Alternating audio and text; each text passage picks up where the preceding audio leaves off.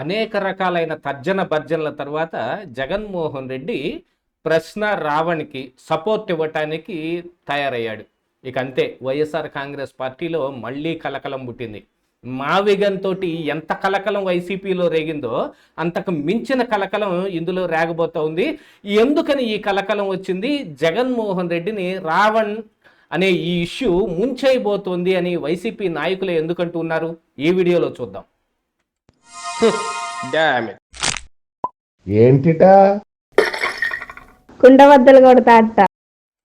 నమస్కారం, కుండబద్దల ప్రేక్షకులకి స్వాగతం.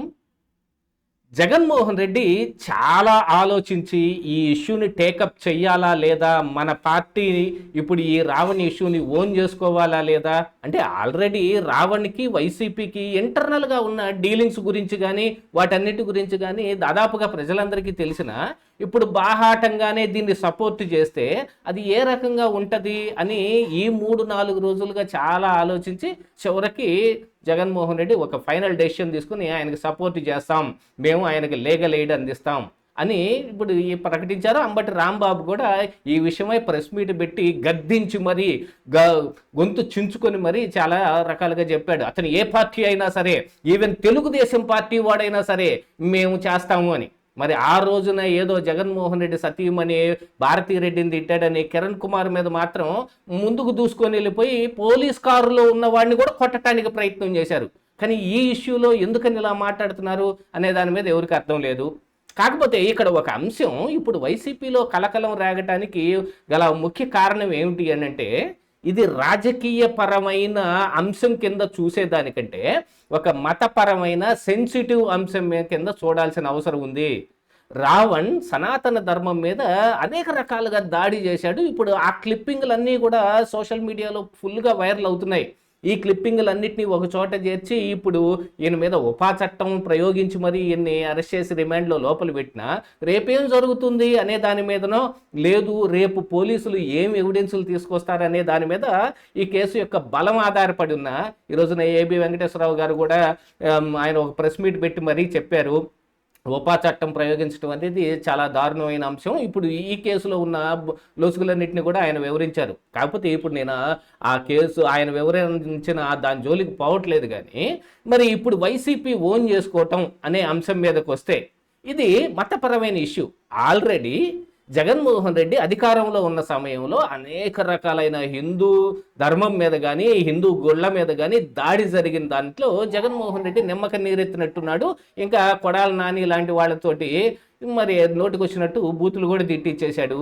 ఆ అంశంలో చాలా రకాలుగా హిందువులు జగన్మోహన్ రెడ్డికి వ్యతిరేకంగా ఉన్నారు అనేది కూడా ఒక అంశం వచ్చి కూర్చుంది. దీంతో పాటుగా ఇప్పుడు దళిత క్రైస్తవులు దళితులు అనే విషయం మీద సుప్రీంకోర్టే ఫైనల్గా ఒక వెర్డిక్ట్ ఇచ్చేసిన తర్వాత మొన్న బాపట్ల ఆ పాస్టర్ కేసులో దళిత క్రైస్తవులకి ఇలాంటివి ఏవి వర్తించవు అని రాజ్యాంగంలో ఉన్నదాన్ని ఉటంకిస్తూ మరీ చెప్పిన తర్వాత ఇప్పుడు దళిత క్రైస్తవ సమర శంఖారావం అని పెట్టి ఇదిగో నోటికి వచ్చిన మాటలన్నీ మాట్లాడి పవన్ కళ్యాణ్ని తిట్టో లేకపోతే రాధా మనోహర్ దాస్ని తిట్టో ఈ రావణ్ లాంటి వాళ్ళు అరెస్ట్ అయితే ఇప్పుడు వాళ్ళ పాత హిస్టరీ మొత్తం చేస్తూ ఉన్నారు, ఎప్పుడెప్పుడు ఏమేం మాట్లాడారు అని. ఇప్పుడు అతను హేతువాదా లేకపోతే ఆయన ఏంటి, ఈ రావణ్ అనేది ఈ క్రిస్టియనా లేకపోతే మరి హేతువాది ముసుగులో ఉన్న ఇతర మతస్థుడా అనే దాని మీద కూడా చాలా పెద్ద రగడ జరుగుతుంది. ఏది ఏమైనప్పటికీ హిందూ మనోభావాలు దెబ్బతీశారు అనేది మాత్రం ఇక్కడ ప్రస్ఫుటంగా కనపడుతుంది. చట్టం ఎలా ఉంది, ఆ చట్టంలో మరి ఈ రావణ్ చేసిన పనులన్నింటినీ పోలీసులు కానీ దర్యాప్తులో ఏం తీసుకొస్తారు, ఇతనికి వేరే ఎక్కడి నుంచైనా ఫండింగ్ వచ్చిందా, ఆ ఫండింగ్ వాళ్ళు ఎందుకు ఇచ్చారు అనే దాని మీద కానీ అసలు ఏ మోటోతోటి ఈ ప్రశ్నని ఈయన స్థాపించటం కానీ ఈ రకంగా మాట్లాడటం కానీ అనే దాని మీద చాలా రకాలుగా దర్యాప్తు కూడా జరుగుద్ది. ఆ తరువాత ఫైనల్గా చట్టం ఎట్టున్నప్పటికీ ఇప్పుడు ప్రజాక్షేత్రంలోకి వచ్చేటప్పటికి రావణ్ అనేవాడు నిజంగా రావణాసుడు లాగానే నిలబడి ఉన్నాడు.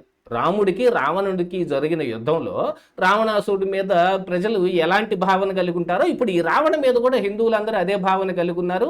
అసలు కొంతమంది క్రైస్తవులు కూడా ఎందుకని ఇతను అలా మాట్లాడాల్సిన అవసరం ఉంది అనే దాన్ని కూడా ఆలోచిస్తున్నారు. వీటన్నిటినీ ఇప్పుడు క్రోడీకరించుకొని మరొక మావిగన్ అంశం కాబోతోంది ఈ రావణ్ ఇష్యూ. అనవసరంగా జగన్మోహన్ రెడ్డి దీన్ని టేకప్ చేశాడు.